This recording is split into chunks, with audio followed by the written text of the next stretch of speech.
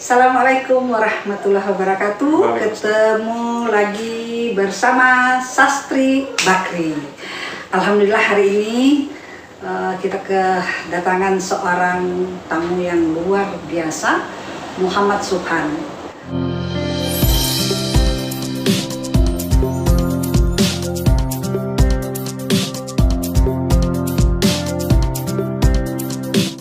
Bagi masyarakat Sumatera Barat, pencinta buku, pembangun dunia literasi sudah sangat kenal dengan Subhan.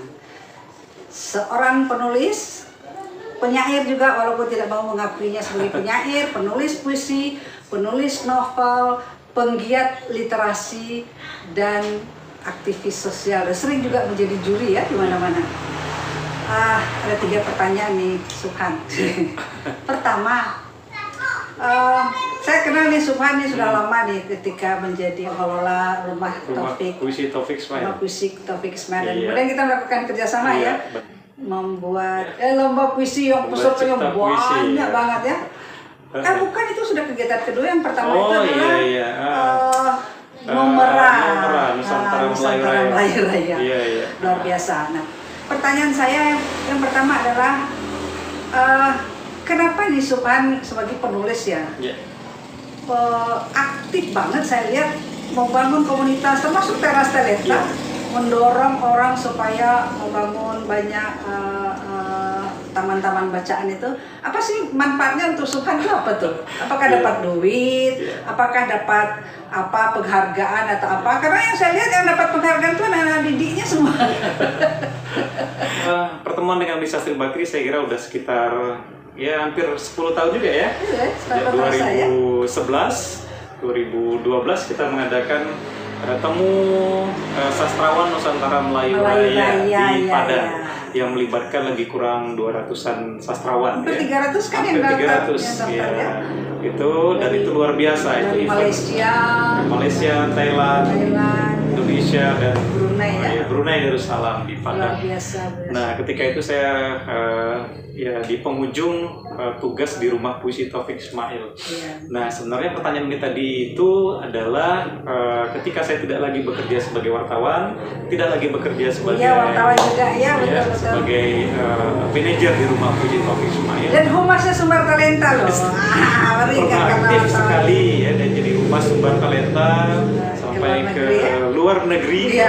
Nah, ketika saya terjun total menjadi penulis dan pegiat literasi, Unisas, semacam ada dorongan ketika saya melihat Pak Taufik Ismail, beliau sangat gencar sekali mengajak guru siswa untuk melakukan 2 hal. Jadi terinspirasi oleh sosok Pak Taufik Ismail, juga sosok Uni Sastri Bakri. Saling menginspirasi kita ya. Saling menginspirasi juga pegiat literasi ya.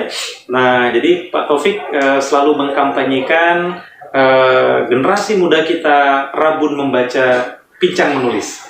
Nah, itu selalu terngiang-ngiang di telinga saya. Tugas besar kita bagaimana membawa buku sedekat mungkin ke generasi muda, rabun membaca, pincang menulis. Taufik Ismail, itu bahasa Taufik Ismail. Nah, kemudian saya kira Pak Taufik perlu kita dukung bersama, kita dorong bersama. Kalau Pak Taufik punya rumah puisi Taufik Ismail, punya majalah sastra Horizon, kemudian dia melakukan gerakan-gerakan pelatihan-pelatihan di sekolah-sekolah di masa itu, juga ada siswa sastrawan masuk sekolah. Mungkin ada biaya dari Kemendikbud dan sponsor lainnya, dan saya kira juga totalitas Pak Taufik melakukan kampanye dengan biaya sendiri juga. Saya melihat ini tokoh sastrawan yang sangat luar biasa.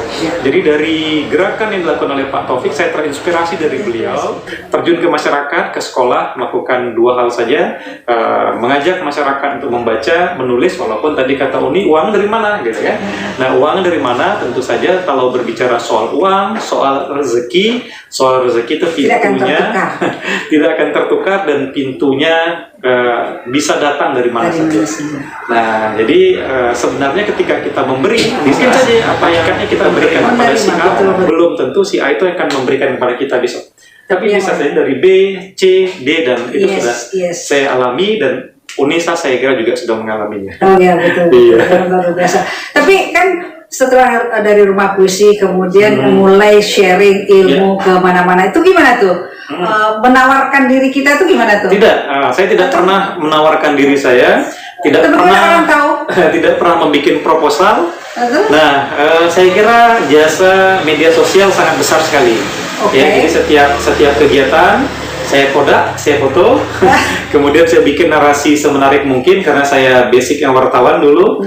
Jadi saya sudah paham betul bagaimana membranding, rumus 5W, 5W1H. Dan itu saya walaupun saya belajar, saya termasuk 10 besar menjadi wartawan pilihan dari Makmur Henry dan saya sudah ditugaskan di haluan. Tetapi hanya untuk saya. Tapi ketika saya diminta untuk sharing tentang kejurnalistikan, saya agak gagal. Nah, saya minta ilmunya sama Subhan ini. Para PPI yang ada di Mesir, ingat semua yang saya ajarkan sebetulnya sumbernya dari Subhan. Sharing ya, ke Hong Kong juga, Macau juga, Macau dan lain-lain. Banyak itu sumbernya dari Yornaldi dan Subhan. Alhamdulillah, itulah yang namanya ilmu bermanfaat ini. Nah, ilmu yang bermanfaat itu artinya ketika ilmu itu diberikan kepada seorang itu akan memberikan lagi kepada orang lain. Nanti mereka akan bilang, saya mendapatkan ilmu ini dari Uni Sastri Bakri. Uni Sastri Bakri dapat dari saya mungkin, atau saya bilang saya dapat dari Uni Sastri Bakri. Saling menginspirasi, saling mengapresiasi juga. Saling mengapresiasi. Ya. Jadi ada poinnya yang saya ingin poin yang ingin saya ambil bahwa Subhan tidak menawar-nawarkan diri, tidak mengajukan proposal. Undanglah saya, tidak beda sama saya. Kalau saya mau Sumber Talenta, saya presentasikan, saya yakinkan bahwa Sumber Talenta ini bagus lah ya, diundang sampai ke banyak-banyak negara. Nah, itu profesional nih. Nah, kalau nggak profesional dia tidak ada uangnya. Profesional artinya kalau seandainya itu bisa dijual atau dapetin, ya karena profesional kita bisa membranding itu, kita punya manajemennya, saya kira lebih bagus seperti itu. Tapi saya melihat gini, sungguh-sungguh Subhan bekerja dengan lurus, ikhlas, dan semoga mengurangi dosa. Ilmu yang bermanfaat kan mengurangi dosa. Mudah-mudahan. Jadi saya melihat itu deh. Artinya Subhan betul-betul memulai dengan bukan tidak menawarkan diri, tetapi melakukan pengenalan terhadap diri, mempiarkan diri itu lewat tulisan. Lewat tulisan juga lewat bantuan media sosial. Tulisan di media sosial kan. Ada foto-foto dan orang melihat itu. Nah kemudian apa kira-kira kesulitan atau kendala selama ini? Karena gini Subhan, kan tidak semua orang suka dengan apa yang Subhan lakukan, ya kan? Saya tahu banyak juga yang cimeeh nih, bahasanya cimeeh itu artinya nanti saya kasih tahu ya. Nah cimeeh, nah itu mungkin dari mulut ke mulut, saya yakin pasti sampai juga kepada Subhan. Jadi apa kira-kira kendala apa yang terasa bagi Subhan ketika membangun literasi, karena saya lihat sampai ke Sumatera Barat dari ujung ke ujung, dari Pasaman ke pesisir selatan, termasuk kota Padang. Betul. Nah, kalau soal ada yang mungkin belum paham dengan gerakan saya, ada yang bertanya atau dengan bahasa tadi ada yang mencemeh, saya kira itu biasa ya dalam sebuah pergerakan, perjuangan itu biasa. Nah, yang penting niat kita lurus saja, niat kita untuk fokus pada kegiatan kita itu, dan filosofi saya seperti air mengalir saja. Jadi biarkan dia mengalir, kalau nanti di tengah perjalanan ada ranting, ada rumput, ada semak dan lain sebagainya. Sebenarnya itulah yang akan membuat air itu jernih. Yang membuat dia disaring gitu. Dan semakin kuat juga. Semakin kuat. Nah, awal-awalnya saya down juga ketika muncul pertama sekali, down juga. Ada kawan-kawan lah yang belum paham karakter saya, sikap, gerakan saya, ya mungkin saja merasa terlangkahi. Saya mohon maaf kalau memang ada yang demikian. Sudah maju sekarang gitu lah, bukan? Mohon maaf kalau ada yang sudah terlangkahi, tapi sebenarnya niat saya ya ingin mewarnai saja, ingin bersama-sama dengan yang lainnya agar tujuan kita ini bisa tercapai begitu kan.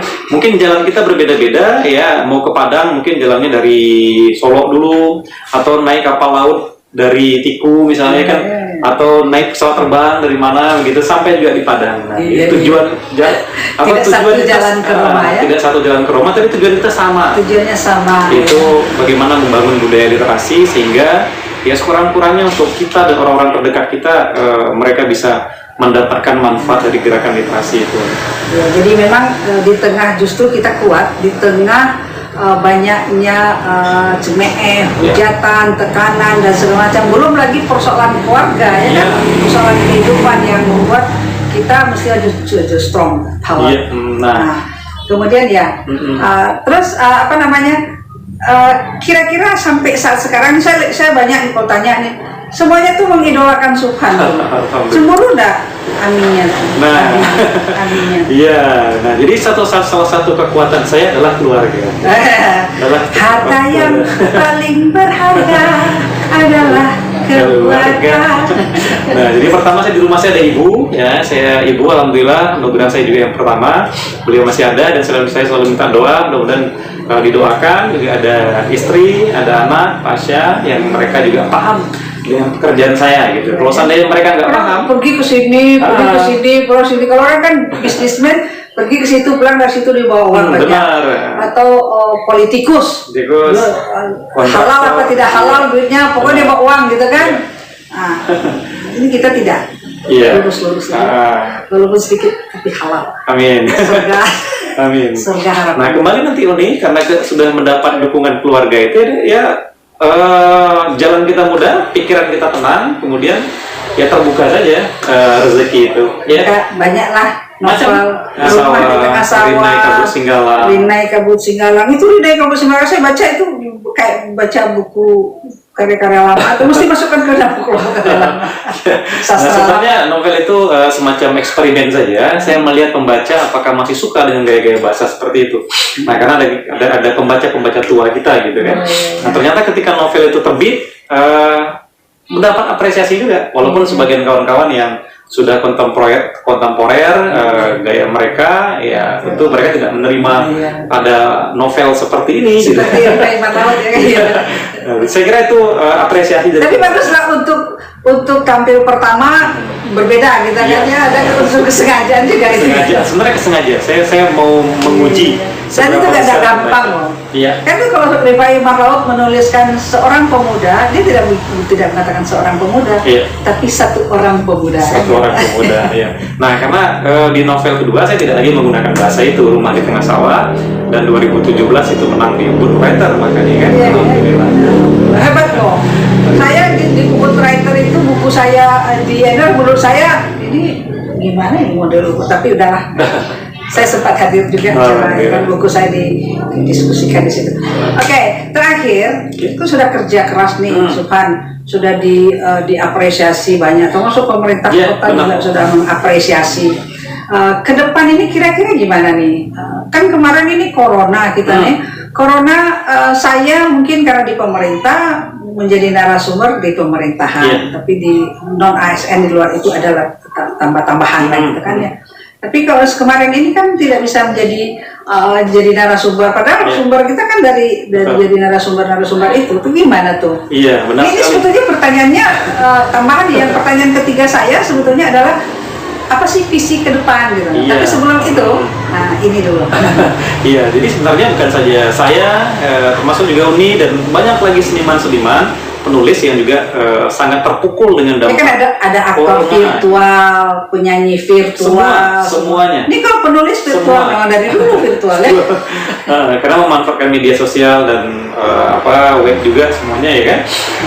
Semuanya terpukul. Bahkan ada yang menjual rumahnya seniman penulis, ada yang menjual mobil, ya barang-barang di rumah itu fakta. Nah, untunglah saya tidak melakukan itu dan alhamdulillah saya juga tidak melakukan itu. Saya coba bertahan dengan apa adanya dan alhamdulillah didukung istri dan ya apa yang ada dulu tabungan sedikit-sedikit bisa kita berdayakan. Nah, alhamdulillah nampaknya sudah mulai berkurang serangan corona dan mudah-mudahan bisa semakin normal dan kita bisa hidup berkesenian lagi, tumbuh, dan kita pun masih ya berharap event-event itu muncul lagi gitu kan, termasuk dari AWK, Sumber Talenta muncul lagi gitu Tapi kan. besok sudah muncul kan? Sudah Besok muncul. jadi juri di Kemendikbud tuh honornya gede. Sudah muncul lagi. Honornya gede. Ya tahu. Alhamdulillah. Oke. Baik, ada pesan yang ingin disampaikan kepada pegiat literasi? Pegiat-pegiat literasi dimanapun Anda berada, mari luruskan niat, terus bergerak, jangan pernah mengenal menyerah dalam kondisi apapun, dan yakinlah suatu hari nanti apa yang kita lakukan ini akan bermanfaat bagi banyak orang, terutama generasi muda kita hari ini dan untuk di masa yang akan datang. Iya, demikian para penonton channel Sastri Bakri, bincang-bincang dengan Subhan. Tidak ada yang lebih berharga daripada manusia yang memberikan manfaat yang sebesar-besarnya bagi lingkungan. Banyak ilmu yang bisa kita petik. Silakan kontak Subhan, Muhammad Subhan. Ya, Muhammad Subhan. Ya, Muhammad Subhan. Muhammad Subhan. Ya. Sekarang beliau sudah punya Subhan juga Muhammad sudah punya Subhan Channel. Muhammad Subhan Channel ya. Itu akibat dari etek corona juga ya. Efek positif dari etek corona, kita work from home, stay at home pada membuka channel itu. Dan jangan lupa subscribe, like, dan share.